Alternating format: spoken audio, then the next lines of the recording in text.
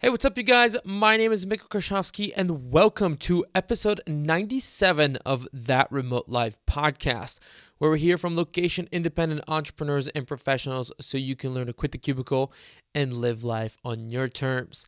Now, I'm very excited for today's interview because it's with Sahin Boydas, the founder and CEO of RemoteTeam.com, which helps remote-first companies manage their team's payroll, compliance, and contracts.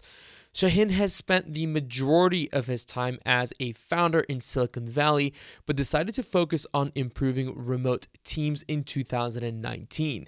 Sahin and I had a very fun conversation during which we discussed how the rise of remote work will affect US cities, what mistakes companies are making today in running their remote teams and how they can improve them, and what the future of remote work looks like. Before we jump into the episode, however, I want to let you know about the launch of my new community, Six Figure Nomad. I believe that there are three big leverage points in life: becoming location independent, building your own business, and earning $100,000 a year. Achieving these three things can build a platform to live a truly amazing life. And at Six Figure Nomad, it's our goal to help you make these things a reality in your own life through case studies of real world location independent businesses, modeled after the case studies used in top business schools like Harvard. Now, guys, this is not a course, but it's instead a way for you to build experience and problem solving skills like the ones that you're going to need when running your own business by taking a look under the hood of real successful businesses. So if you are ready to take action on your business, then head over to thatremotelife.com/six figures. That's six figures all spelled out, where you can learn more about the community, why we focus on the three leverage points that I mentioned earlier, and you can also join the waitlist to be the first to know when Six Figure Nomad launches. But all right, you guys, without further ado, let's jump straight into this week's episode with Sahin Boydas of RemoteTeam.com. All right, Sahin, welcome to the show. How are you doing? I'm doing great. Thank you for inviting me. No, I'm super excited to have you here on the podcast and to talk remote and everything like that. But first, right before we actually started recording, you mentioned that you just moved from San Francisco to Austin, which really seems to be like the cool thing to do nowadays for Silicon Valley entrepreneurs. So you're kind of, I think, one of the first people that I've had on the podcast that has actually made the move. Yeah. I know several people who have made the move, but no one that I've had on here yet. Why do it? Like, why did you go from, you've been in Silicon Valley for quite a while living in San Yeah. Francisco? Why make the jump to Austin now? And why Austin specifically? Yeah, that's a great question. That's a great question. I like to follow trends, or just before it started to become a trend. I love to do that. There was multiple things, multiple instances in my life that I said, like, living in Bay Area is a little bit crazy. And the last one, that was like where I said, oh my God, I'm not doing this shit, is we had no electricity in Cupertino, which is the middle of Silicon Valley, like Apple Mm, headquarters, Stanford University, Palo Alto, San Mateo, San Francisco. It's the Bay Area, they call it. And in the middle of Silicon Valley, okay? And we didn't have electricity for a week how come? because of the fires. Oh. Yeah, because of the fires. And of course, we are destroying the world as humans. There's definitely climate change. I'm 100% believer of it. Everyone should Hmm. do their things. But in reality, half of the California fires are caused by PGEN, sorry, Hmm. Pacific Gas Electric Company. And because it was so bad, and when the heat gets hot, they have to shut down the electricity to stop the fires. Mm, And then there's also fires. So, and because they're all the utilities, all the electric lines, even in my state, even in my city or in my town, it's like 50 years old. So hmm. they put a stick, and that stick is like 50 years old. And that's like one of the biggest car fires and then electric line problems is the top two main starters of the fire. And Business Stick Insider, by stick you mean the electric electric lines, poles? Yeah. electric poles, right? Right. Electric Right. poles, Right. like it's a for I was looking, it's like a stick, right? It's like toothpick, Yeah. right? But it's not normally when you go to any third world country, you find it from cement. It looks professional, but in Yeah. California it's really like a, Well, it's they not cut just it from a tree. California. It's most of the US uses, and it's funny that you bring that up because when I moved to the United States, that was the two things that I noticed right away. First of all, the water level in the toilets is way higher than in Europe, and the other thing is that the electric poles are wooden instead of cement. It's the Yeah, first two it's things that like, made an impression on yeah, me. it's like weird, right? You go to San Francisco, it's like an insanely advanced city. And then the problem is like you see all these electric lines and they're really, really old. Okay. So the electricity was gone. And I Hmm. was in the middle of building my product, in the middle of launching it, in the middle of all the growth, right? And I had no electricity. And like my team Hmm. is all over the world. We have 40 people in remote team, remoteteam.com, and like everyone was like they sort of don't believe that I live in Silicon Valley, right? Hmm. It's like a joke. That was my last thing. And then you I had one, and I walk every day. I seriously walk in sunset. I try to walk nearly every day, and then in sometimes sunrise if I can wake up early. And then every day we start to see a truck that people are moving out. No electricity. You have red skies from the Hmm. fire. It's like a doomsday. Like, and the streets are empty. Like there's no one because of the Yeah. um, air quality Coronavirus. Yeah. level goes so Hmm. crazy. Like it's normally 2030 in Cupertino in Bay Area because of the beautiful Santa Cruz Mountains, but it was going to 180, even 200, which is also not safe. And Hmm. then I drive to meet with some VCs and investor in Bay Area, and in the last two times, my car getting broken into. And I parked in a very normal location, like it parked Hmm. in Vermont and 16, which is the Uber headquarters. It's very close to Zynga. I parked there. Okay, like it's not like a weird place, a nice place. And two times it get like they break the glass window, and I didn't have anything in the car, so they didn't take anything. But they just then I see, so all of these, and then it's very rare now when you walk in San Francisco, like you don't see human things in the floor, and then you don't see needles. You always see needles in the floor, Hmm. like. And then I see a guy, this is South Park. So South Park is the place that all VCs meet, all entrepreneurs meet in San Hmm. Francisco. Like there was a guy with two guys playing with a baseball bat and hitting each other and throwing. So there's like homeless people. That's Yeah. fine, we have to take care of them. And there's psychologically psychopaths with drug addict Problems. walking in the streets. And I had another Hmm. friend, a very nice girl, like she got attacked as well. And then nobody's meeting. And then my rent was we are like it was, I had to renew my contract. And then I look at the price and then what I can get. And as an entrepreneur, you always want to still be in the ecosystem. Of course, the ecosystem, all of my friends, all of my angels, all of my venture capital is all there. But I end up in RemoteTeam.com, I end up having a venture capital called Active Capital, which is a very cool VC, very smart guys from Rackspace. They sold the company to Rackspace. They were in Texas. Because I'm so naive and so Silicon Valley, I think only the money in the world is in Silicon Valley. So, Hmm. there's like smart people outside of Silicon Valley, right? Like very cool, very successful startups. And then very successful entrepreneurs and very successful venture capital as well. Of course, right? It's weird not to think Hmm. the other ways, but because we are in that bubble, you think your reality is just Silicon Valley.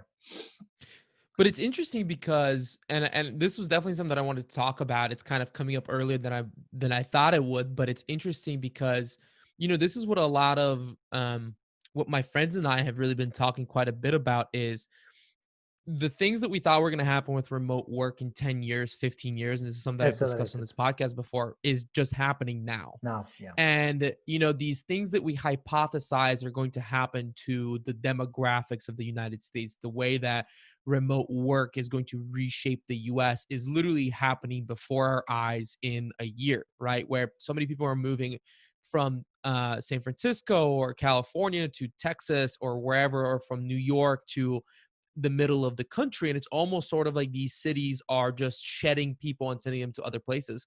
Where do you think this goes in terms of, I'm interested in terms of like entrepreneurship and startups, because as somebody who was very involved in the Cincinnati startup space several years back in another life, one of the things that was always a problem was that there was no money in the flyover states, right? That was the big problem, is that if you needed to get money from VCs, you needed to go to the West Coast or to the East Coast. How do you think this new sort of remote work and the way that it's sort of spreading people out throughout the United States, how do you think that's going to affect startup funding? Yeah, that's unbelievable good question. So everyone in the world, cities, countries, organizations, they try to always build a Silicon Valley, right? I remember I went to a lot of accelerators, like 500 Startups, Founder Institute, Stanford Startups. You always see a government there walking around, like a government from Albania arrived, like what, like, or like people from Senegal arrived, and like they are walking around like we are a zoo animal, and they are like trying to learn, right? And then they actually, I always laugh at that, like it's a touristic attraction, right? And then they try to copy it, right? And the problem is they never able to copy. Like it's like saying like let's copy Hollywood, right? Or let's copy Wall Street. It normally will not work, because the main reason here, before COVID and before remote world, let's say, you have a lot of people coming into a very dense area, and there's the Stanford energy, I will call it, that there's Sand Hill Road, just like 1 mile out of out of Stanford, which is all the VCs, and there's the Page Mill Road, which is just another 1 mile south, which is all the lawyers, and then you go one more mile, it's all the research center, HP, and all of it. That is actually the core of Silicon Valley. And then everyone is there, so you constantly meet with smart people, they help, that helping culture, right? And then you find the entrepreneurs, you go to the inner circles, and that, like the social proof, and then all the knowledge you ingest, and then on top of it, people can give you money for the good ideas you might have, right? And so that is how sort of it works. So it works in this way. And then the problem, the funny things happening is, if there's no people there, then there's no money that will go to the founders. So in a very weird way, like a lot of people in Bay Area, and then you have the idea, then you need to build a team, you need to build advisors, you need to find the investors, and then you grow, right? And then this circles just goes and goes. And then if you are very successful, you have a good timing and a good growth, you get more money, right? But initially, you have a small idea, you have to find the engineers, you have to find the team, you have to figure it out somehow. And then you need to meet with enough people who will introduce you to some angels that who will believe you and give you some money. With that new money, you will build, right? This is 99% of the startups. Some startups are very successful. They open up, and then they have 10% growth every week, and then they have 33x growth in a year, and they raise so much money, right? So my thesis is, I believe the top 1% of the VCs and the top 1% of the founders and engineers will still stay in the Bay Area.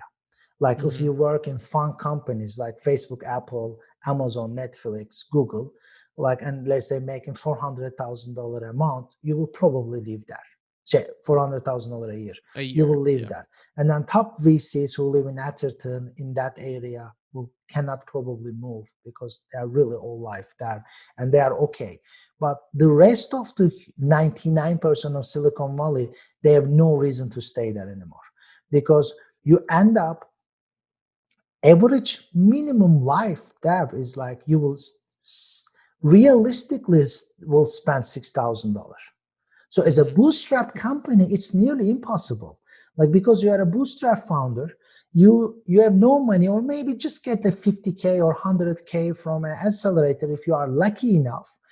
How are you going to survive that money? Like, that money goes to the founders, probably just rent a little bit, and is no food. It's too much suffering.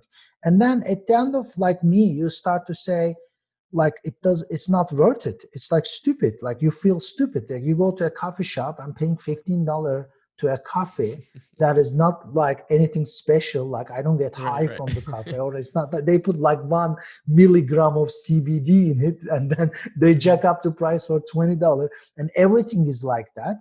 So I don't feel that there will be new founders will come and suffer. When I first moved there 10 years ago, like, I was able to get a rent, and actually two friends, we were able to get a rent, and we rent it out, and we actually decrease our rent.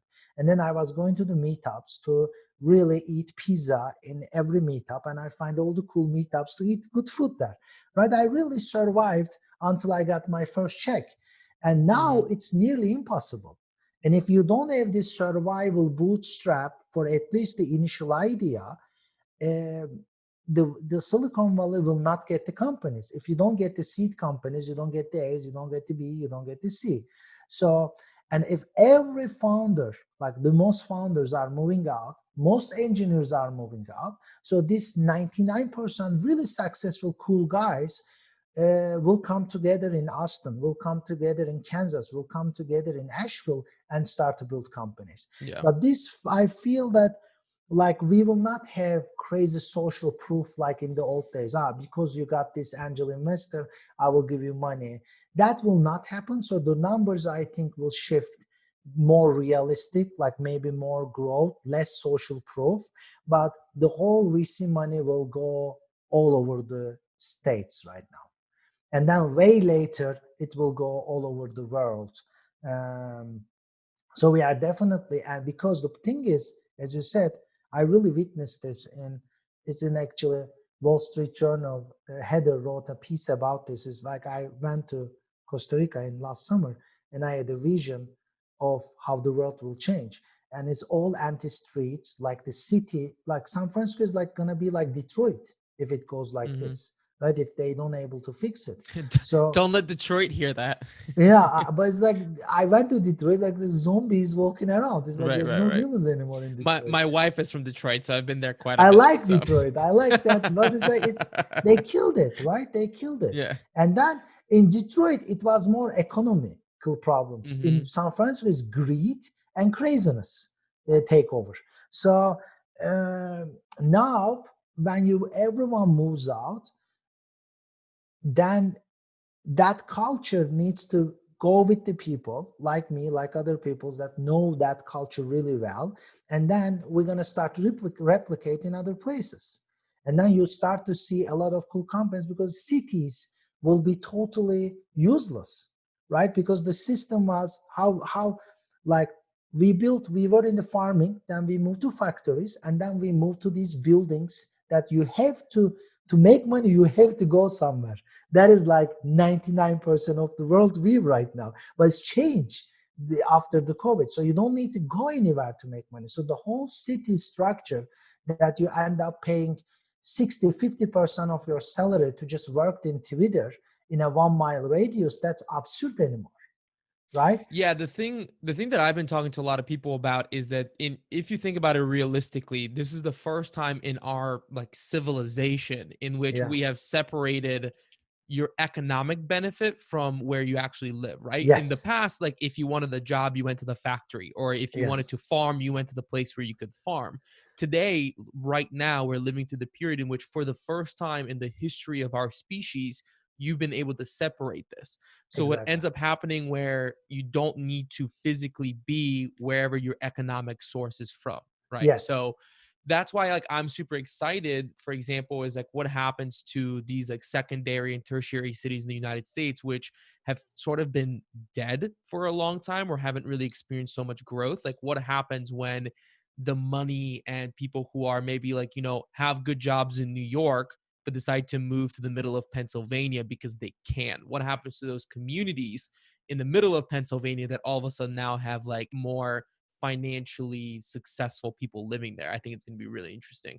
It's totally moving to that direction, and it will be first time in the history of humanity you can seriously live anywhere in the world Hmm. and make some money. And Right. that is actually going to open up something really interesting. So when people are happy, how are you going to hire them in big corporation? They're going to say, I'm going to do my own business. I want to do my 5-figure business or 6-figure business, Hmm. right? So people like big companies will not able to get people anymore Yeah. because uh, you don't need that much money if you don't live in San Francisco, right? I don't need to make that much money. Like with the half of the thing that I am making, I can live insanely happy in my area, right? So Hmm. you're gonna see more happy people. That's my hope in the future. So when you see more happy people, then you're actually gonna see more creativity because like when Hmm. art More and output. creativity comes from actually more happy people. Hmm. Why it was in the Bay Area? Because people had garages. Like they ask me in other countries, like why we don't have Silicon Valley? You don't have garages, right? You need to have a garage that your father go there, build a computer. You need to have that like hobby Hmm. environment. You need to be a maker, right? So the garage in US was people's maker. Like the father become and build a car. They built something. Like it was that maker culture. So when that culture is everywhere, not in that one location only, like people from New York will come there and build a very successful $10 million business, $100 million business. And that guy will go and generate more businesses around that.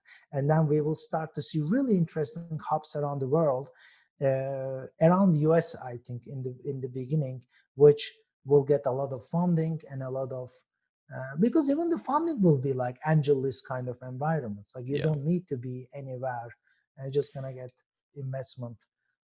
Well, I also think it's interesting what you touched on there about the fact that a lot of people aren't going to actually want to get jobs. And it's why I'm actually so bullish on teaching entrepreneurship to children. Because I think as there's going to be this interesting thing where a lot of people, it's becoming easier and easier to start a business. So a lot of more people are going to choose to do that. But also as artificial intelligence and automation increases, you're going to have less and less demand for actually full-time employees. So Exactly. I think there's going to be, and this is something that Naval Ravikant writes a lot about, is like that our employment is going to stop being so much focused on full-time work and far Exactly. more on sort of freelancing. And I think that like you will see a lot more, six-figure people who, hey, I'm really good at this thing and I don't need a job. I just do, 5 projects a year and I kick ass and I get $150,000 a year for it. So I think that that's going to be the future and why a lot more people need to exercise that entrepreneurial muscle in the And future. this is one of the reason and one of the thesis we have in RemoteTeam.com. And in RemoteTeam, what we are trying to build is we are building a platform for companies, for remote first companies to pay their independent contractors, pay their employees, have all the HR information system you need to have like all the documents, onboarding, termination, the compliance, whatever documents is, education, and then all the app ecosystem. Okay, you pay the money, you can operate the company. Now all the apps you need to run a remote company. So we actually trying to provide all of them in our platform. And what I believe is, and we start to see that globally, you see a lot of solo entrepreneurs. They call it, even in Russia, when we send money to some people, some startups are sending money. In the government create a legal term for them, call it solopreneur or something, like it's a Hmm. single entity LLC in US. Hmm. And then when the money comes in, government just takes the 10-20% and you don't need to worry about tax and you are working to the world. Mm. And they don't say I could go and work under a PEO, do your employer taxes. They don't care. This is like very independent contractor. And if you look at real America, it's like 28 million small businesses, which makes 55% of the American workforce. And I think this change after Obama, it increased a lot because of the single healthcare system. And when the healthcare goes down more and more, which they actually eventually they're gonna do it, uh, and then all the systems that now we can work together. That's Like right. the Zoom is a 2-year thing, like Slack is 5-year thing. Like if people think we don't Right, even right. have 5G yet, like we don't even have fast internet in our house. In our house, we don't even have offices yet, right? So Mm-hmm. then everyone will like work really, most of the people will work freelancers. So the companies, the new platforms, the new companies will learn how to outsource their business to multiple freelancers and build products. Like that's really a future Mm-hmm. company. And so for, in a very weird way, like it will be very difficult to motivate people with paying them a lot of money, Mm-hmm. because you are not living in San Francisco. You don't need to pay your kid. You don't need to send your kid to Sacred Heart and pay $50,000. Who knows you're going to get into university or not, right? So that totally model is changing 100%. So I always say uh, remote, this is very not harsh. Remote, remote is coronavirus of corporate America. Mm-hmm. Like it's gonna total, because what is corporate America is you go to a place, there is a psychopath that checking you that you are there. You have a punch card, you punching card, you just enter a place. That is, in my head, is a prison. I always say office is the prison of mind, because when there is a person in our society doing bad things, you send them to a place for a period of time. They stay in a room, right? And government pays it. I just learned this, like government pays you if you are in prison, like 10 cents or something. So and what is office is just like, instead of 1 day prison, it's like 8-hour prison, right? And then they think that you can work because you are there. It's like absurd, right? And you see Mm-hmm. companies that just become remote. And I read it, it's one of a very famous media outlets say, like, send email to all of their employees, like, we want everyone to check their phones. If you are going to toilet, just notify us. If you are going to doing your food, notify us. Like, we're gonna send you a message every 15 minutes. Like, because they have that like mindset of like, you have to be that, and we have to monitor you all the time. Like, everything will change. So if Mm-hmm. you are really changing the core like structure of American corporation, so it will have a newer structure in a, I think, more creative and more healthy environment. I'm totally big believer on that, and we will see it. Yeah, I totally agree. I want to kind of shift a little bit because you mentioned Remote Team, and that's the company that you're the founder of. And I'm curious because looking, when I was doing research for this, you do have quite a few successful startups beforehand. And then you kind of take this shift into servicing remote companies. And it's interesting because you started, Remote Team is a pretty young company. You did start it before COVID. So, what did you see that made you want to focus on this, right? Like if this had happened after COVID, makes sense. But what did you see? Why did you decide to start Remote Team, when you did? Yeah. So when you're in Bay Area, um, I start to feel. So I was always doing consumer products, like a movie social network, and we sold it to GiphyCat, and GiphyCat sold it to a big company, and then we did a sticker marketplace. It's still going, and then augmented reality app. So I was always in the consumer mobile world, and but there was something always interesting. I always had remote teams, Mm, always. Even when I started very, very young, I had a team when I was, I remember 17, 18 years old. I was working with two engineers, one from Russia, one from Bulgaria, when we had no phone, just chat, mm-hmm, right?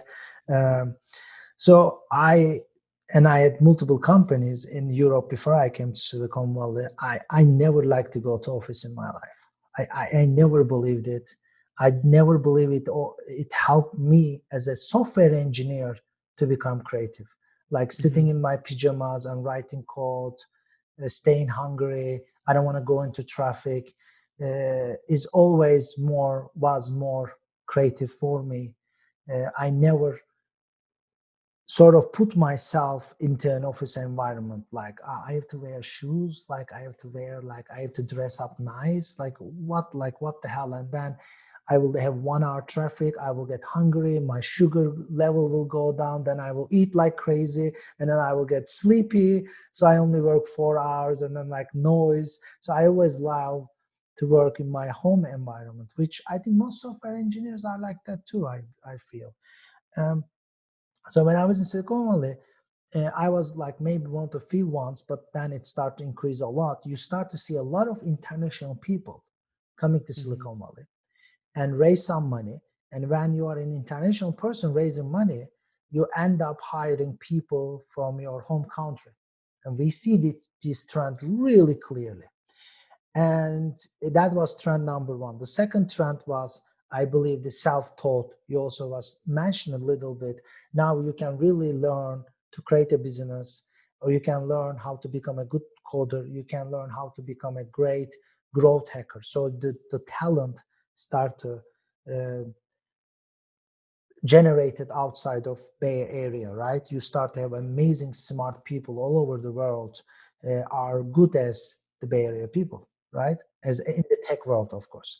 So that was I really believe we are in a self-taught era that you really like. And if you look at all the cool companies right now, the unicorns, the billion-dollar companies are built by, most of them built by people that never had experience in that before. Like Uber guy, Travis, was not a cab driver, right? He just come Mm-hmm. there and I want to build this. Like, or any of the ideas, like Instagram guys were not like photo experts, like, I need this filter, right? It doesn't work like this. So it means that you can really, and they all, most of the people, most of the entrepreneurs, even they are experienced entrepreneurs, when they start their businesses, they are really learning from scratch because nobody Mm-hmm. did that before, right? So you have that self-taught, you have international people. And then I bought the RemoteTeam.com many years ago. Then I said, this will be definitely a future. You bought the I, domain, I bought the or domain name okay? many years ago, like 4 or 5 years ago, but I was waiting because I wasn't like, I was curious like when it will start, like. And then in last summer, just 1 year ago, I was sitting um, in Stanford Startups. It's a very cool accelerator. I think it's like their numbers are way ahead of anyone else. The number of companies getting into Series A, Series B is 2x higher than any top accelerator in Silicon Valley. So I was lucky to be a Stanford Startups founder. And we were sitting there and talking about how to raise money, how to find investors. And I look around and, oh gosh, like everyone was international founders or like first generation, and everyone nearly had a remote team. Mm. like and they are all asking also, like, how will I hire someone in Germany? How will I work with someone in Germany as an independent contractor? How will I send the money? Okay, I have another employee in Michigan. How will I do my state registration there, right? And these are the questions people start to ask. I said, oh Mm-hmm. gosh, like the time arrived. And then I was in Costa Rica. I had a vision there in a shamanic ceremony that I really saw the world like fully going to remote. Like I see the empty streets of San Francisco, and then like months later, I go to San Francisco, like really like that red sky and empty streets. And then I really think Out of Blade Runner. the Blade Runner, yeah. Yeah. So I said, the time is arriving, the companies are going to remote, but at that time, it's more like good to have. I remember I was pitching some very cool investor, very top tier investor, that they told me that we don't think remote will be that big. Mm-hmm. Like they really told me this, like it's in the email. We are Mm-hmm. not seeing this trend that much that it will create $1 billion company. Now that great to have turned into must to have, and I seriously don't believe anyone will go back to their offices. Like there's no way. Yeah. So that was the story. And then I never built B2B businesses in my life, but I always love to chat with startups, talk with startups, help my friends, like an advisor, sometimes investor role. But now, oh my God, I'm building something that any company can use us to send money globally, to pay their independent contractors, to do their compliance, to manage them, to get their time offs. And I said, oh my, this is a great company to build. And I started nearly 1 year ago. just before Mm, the COVID. And the COVID hit. That was really sort of lucky for us, but horrible for the world. right, right. Um, but I sort of feel that we are entering a biology era that, like, I was watching a TV show, uh, Designated Survivor, I think the name Hmm. is in Netflix top 10. And there was a scene there that the guy said, like, with $1 million, you can build a laboratory and do research and create bioweapons. And that really struck me. So I said, all the idiots around the world will have $1 million and build some stupid things in their garage. So if they don't declare genetic research on viruses as a nuclear level, like, you cannot research. Like, if you research, there are Hmm. sanctions on it. Like, it will be really serious. I always feel that there will be some idiots that, like, we will have like 12 monkey level stuff. And I hope we fix this, we get the vaccine, everyone gets better, and then they realize, okay, how will we make sure this will not happen again, right? And then they have to really do something with the biology research, because now with the supercomputers, with the computers we have, like, we can really start to modify the bacteria Yeah. and the viruses. So that's, I start to feel that as well. And I still believe that we will have more of these coming. And more Um, often as well, in more my often opinion. as well. So we will leave the science will catch up to it. Like, we will have Hmm. faster solutions, maybe better solutions, and then at least for some time, because I think it's really hitting a critical point, and then we will that will make the whole world like must to have. So it will be very difficult for thousands of people who will lose, unfortunately, gonna lose their job. And I think I'm very hopeful guy. We always survive, and these people will become like influencers, entrepreneurs, will build their own Hmm. stuff, right? There will be opportunities, there will be more richness to support all the people who also don't want to do that. So I really, that was my vision, and say remote team should be the operating system, should be the platform for anyone who wants to have a remote team. It's funny that you mention the that everyone will have a lab in their house kind of thing, because so before, a little bit of a backstory, before I got involved in startups and got you went crazy in that thing, my Yeah. background is actually in biotechnology. Okay, so you And that know was it. You one of answer the me, yeah, please. Yeah. that was one of the weird things, is ever since I was in high school studying this stuff, I was absolutely astounded, A, how cheaply you could do some really, really dangerous things, and like just how like accessible it was. And this was one of the things that like my teacher, I was when I was in high school, I went through a biotechnology program that is still pretty highly respected. And he was saying like the things that you guys are gonna know how to do from home are like national security level kinds of things, Exactly right. So, I'm and so it's right. kind of I caught didn't up to know. that. I'm so happy. Can you, like, it's really that and this is how many Hmm. years ago, right? This is like 5, 10 years ago. 2011. Yeah. Yeah, now with the computers, now Hmm. with the microscope,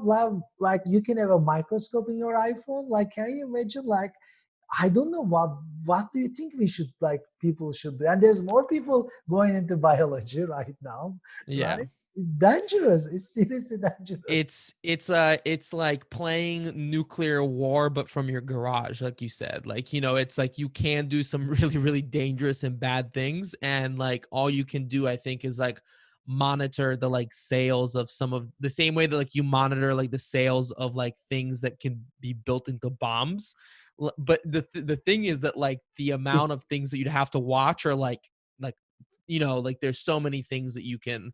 But yeah, that's a whole different tangent. And like I do think that, especially with like the world becoming more populated, it makes more sense that it's going to be easier to spread diseases. So that's why there's people like Bill Gates who have for like a decade have been talking about like, hey, this is coming, like it's becoming more and more yeah. likely that this is going to happen. So yeah, I think it's hopefully the science speeds up and we're going to be able to develop vaccines a lot quicker and kind of catch these things. But I do want to ask, because you mentioned, and I had a very similar experience where you talked about that, you've heard about companies making their employees, like let people know when they're going to the bathroom and whatnot. Yeah. And when COVID was happening, and I've been working remotely, and I've been a proponent of remote work now for, I don't know, what is it, 4 or 5 years, something like that. And when COVID hit and all these companies started going remote, my initial reaction was, oh, this is not going to go well, because I just saw all of these companies trying to do what they normally do, but remotely. I had friends of mine, I've mentioned this on the podcast before, I had friends of mine telling me that if they didn't move the mouse on their computer every 10 seconds, they were getting their pay docked, and like all of these crazy things. So, what are some of the mistakes that you are seeing companies making in terms of remote work, and what should companies be doing in order to have a good work environment, in order to have a good culture in the companies while using remote work? It will be so difficult for traditional companies. It will be seriously difficult. It will be like that.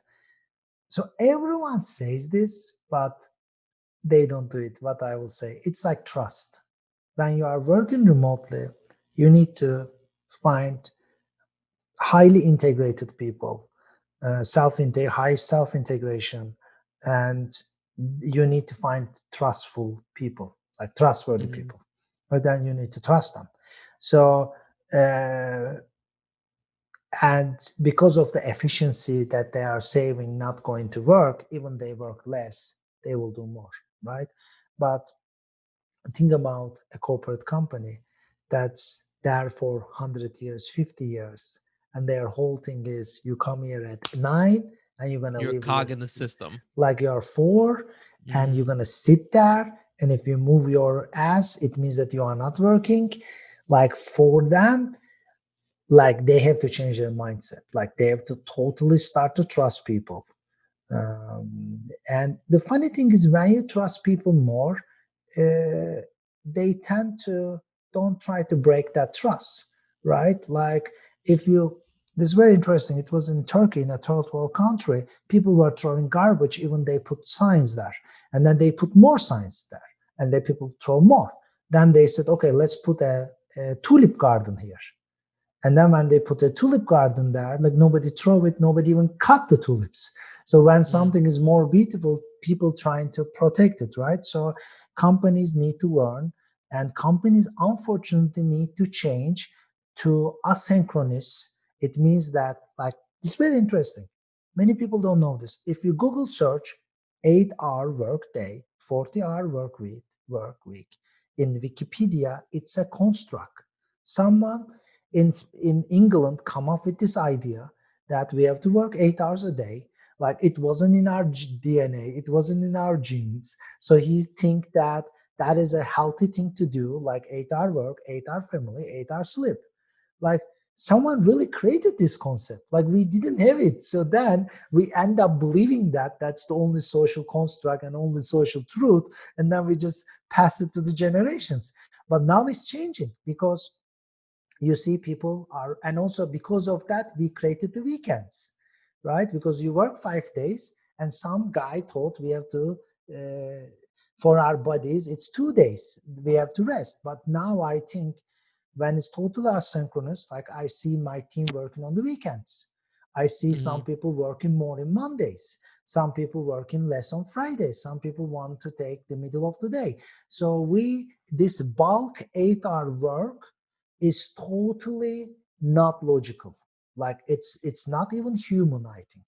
So we are, because you are forcing people to do something in a period of time, it's like prison. But now when you give the freedom and give you the trust, some people, like my engineers, some people like to work in the mornings more. They take a break, they take their kids, they go out, they walk, they come, they work another 2 3 hours, and before sleep they work a little bit more, and then they work a little bit Mondays, actually in the weekends as well. So in reality, people see this when they are remote at home. People actually work more. Mhm. Like everyone says, like I work more. Of course, they might be bored and other reasons, but that asynchronous style of not bulk 8-hour, that needs to change. That Yeah. mindset needs to change, and trust should come, and we should be more maybe task oriented and really don't care the people work 8 hours or not. But if you think about even our payroll system in US is based on the 40-hour work week, say 40-hour work week, right? You have to work 8 hours a day. So even the payroll systems are designed for that. Even that, Well, even the health insurance system in the United States is designed yeah, after a 40-hour work week. yeah. So that now will gonna change because in Hmm. home, people will wake up in different times. They gonna so these companies who will not adapt, they're gonna get disrupted. Like let's say Hmm. you are an insurance company, like very successful insurance company. I was lucky I bought Lemonade stock, and Lemonade gonna crush them because they're gonna do the same work that they are doing in a 100% remote company or very highly remote, very efficient. So these industries need to learn to trust people and need to change it. And for in a very unfortunate way, most companies, it's not easy to change their culture and DNA. So we talk about how companies need to shift, and you mentioned, like the fact that they need to have more trust in their employees. But how do you think employees need to change? Because I don't think this is just one-sided, right? There's No, definitely no. employees also need to do things differently. So what do you think on that side?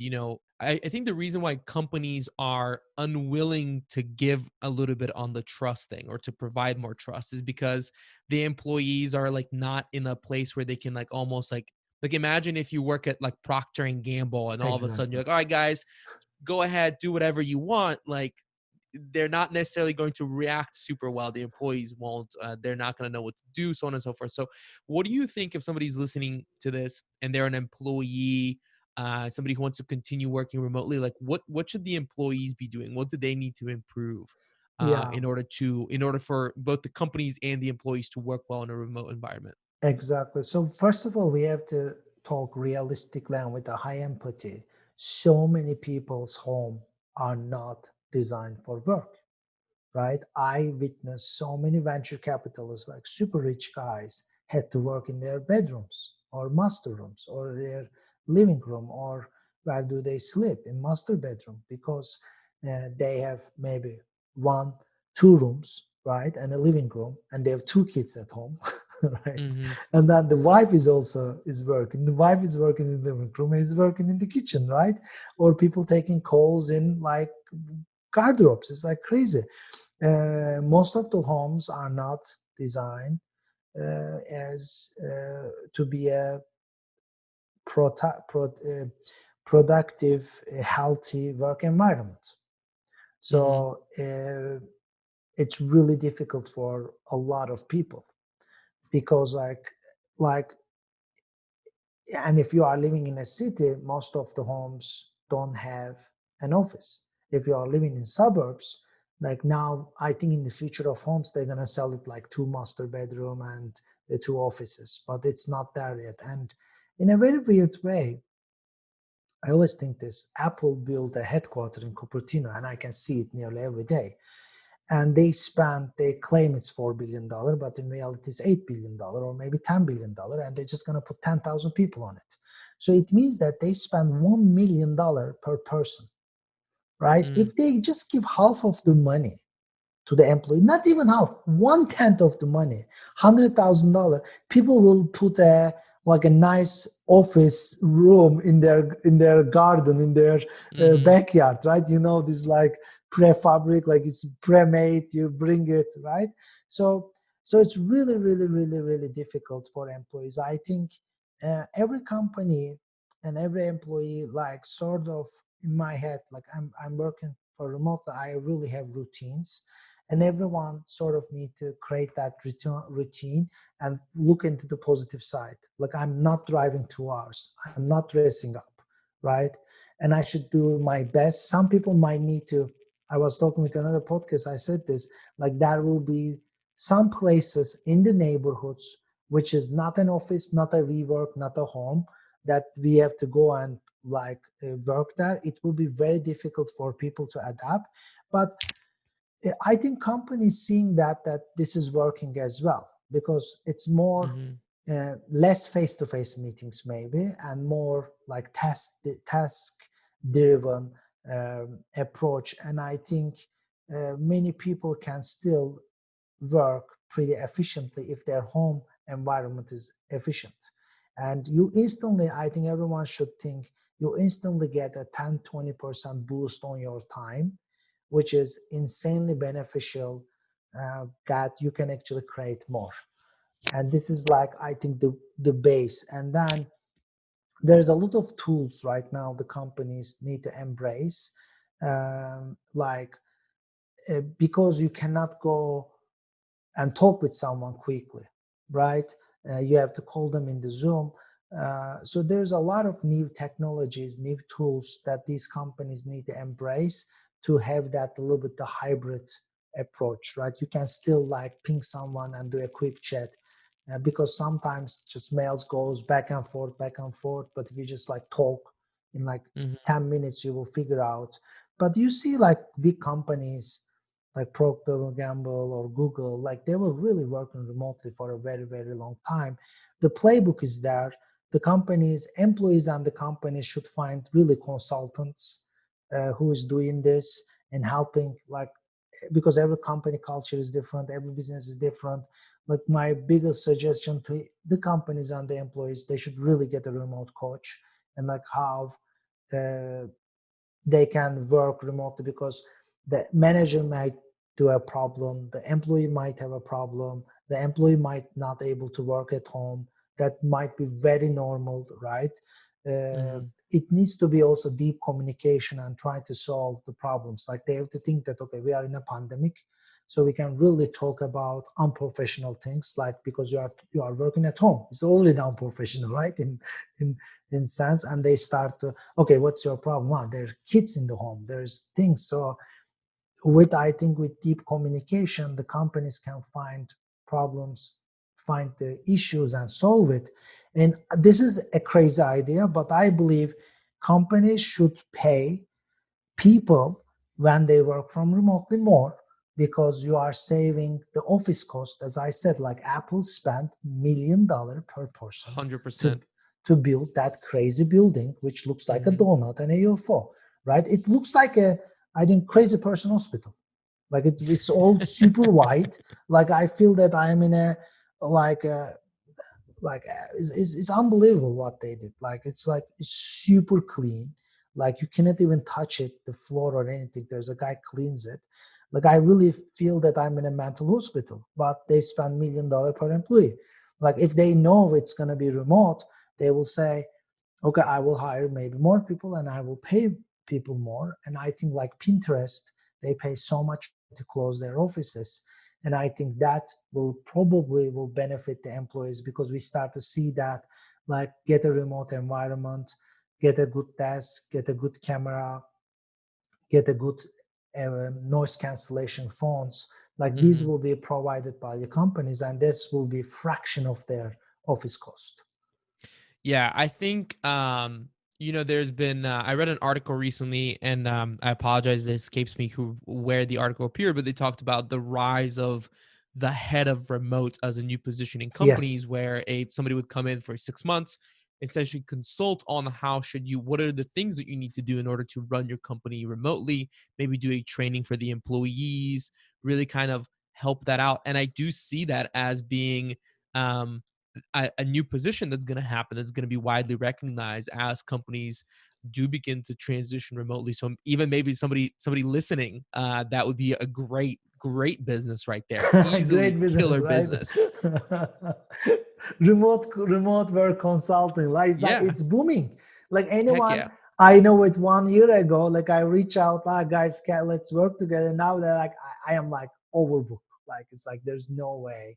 Like I am like companies. That's a totally new position actually. Yeah, and I mean, there's also companies that like First Base HQ. I don't know if you've heard of them before. That Yes. work with companies to say like, "Hey, you got remote employees. You pay us, we'll send them everything they need." Right? Like that's, Yeah.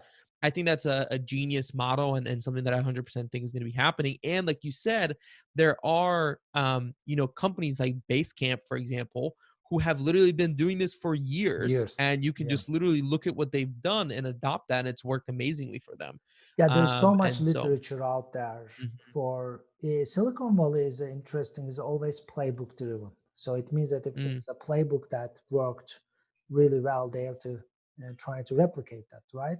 So we have enough information out there how to work remotely for nearly every kind of company, right? There's Mm-hmm. great examples, and it's really like for them, it's also a survival thing. Like if they don't do that, if the big companies, if the companies still think in that traditional way and believe that we're gonna back to normal, no, we are definitely, this is a new normal.